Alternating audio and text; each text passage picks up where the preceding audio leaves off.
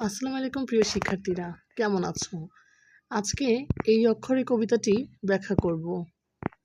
লিখেছেন মহাদেব সাহা।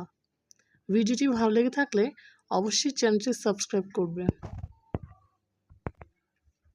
এই অক্ষরে কবিতার ব্যাখ্যা। এই অক্ষর যেন নির্ঝর ছুটে চলে অবিরাম। কবি বলছেন বাংলা অক্ষর বা বর্ণমালা যেন একটি ঝর্ণার মতো, যা কখনো থামে না। এটি অতীত থেকে বর্তমান হয়ে ভবিষ্যতের দিকে অবিরাম প্রবাহিত হচ্ছে।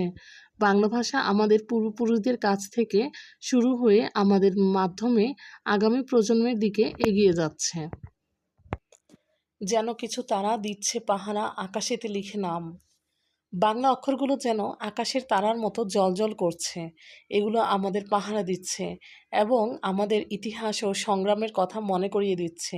একসময় বাংলা ভাষাকে অবহেলা করা হতো, কিন্তু বাঙালিরা তাদের ভাষার জন্য লড়াই করেছে এবং জয়ী হয়েছে। এই অক্ষরগুলো সেই সংগ্রামের সাক্ষী। অক্ষরগুলি চায় মুখ তুলি, অন্তরে জাগে গান।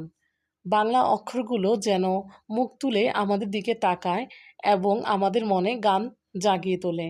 এটি আমাদের আবেগ ও অনুভূতিকে স্পর্শ করে, আমাদের মনে আনন্দ ও সুরের সৃষ্টি করে।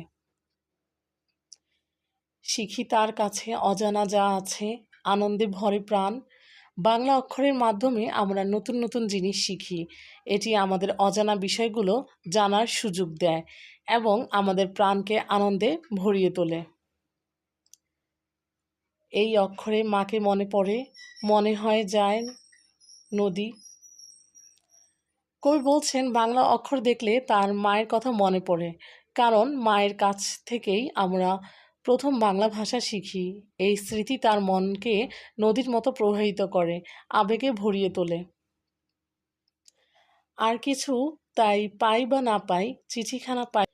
কবি বলছেন জীবনে অনেক কিছু পাওয়া না পাওয়া থাকতে পারে, কিন্তু বাংলা ভাষায় লেখা একটি চিঠি পেলেই তার মন ভরে যায়। এটি তার হৃদয়ে সুখ ও সান্ত্বনা আনে।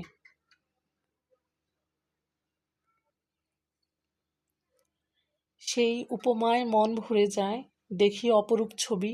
বাংলা অক্ষরের মাধ্যমে কবির মনে সুন্দর সুন্দর ছবি ভেসে ওঠে। এটি তার মনকে আনন্দ ও সৌন্দর্যে ভরিয়ে তোলে। সকাল দুপুর সুরের নূপুর বাজায় উদাস কবি। বাংলা অক্ষরগুলো যেন সুরের নূপুর পড়ে আছে।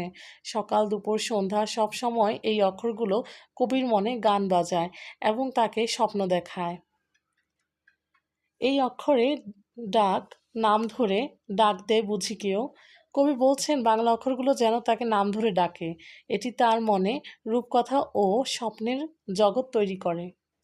স্বপ্নের মতো রূপকথা যত অন্তরে তোলে ঢেউ। বাংলা অক্ষর কবির মনে স্বপ্ন ও রূপকথার ঢেউ তোলে। এটি তাকে কল্পনার জগতে নিয়ে যায় এবং তার মনকে উদ্বেলিত করে। এই অক্ষর আত্মীয় পর সকলের কাছে টানে।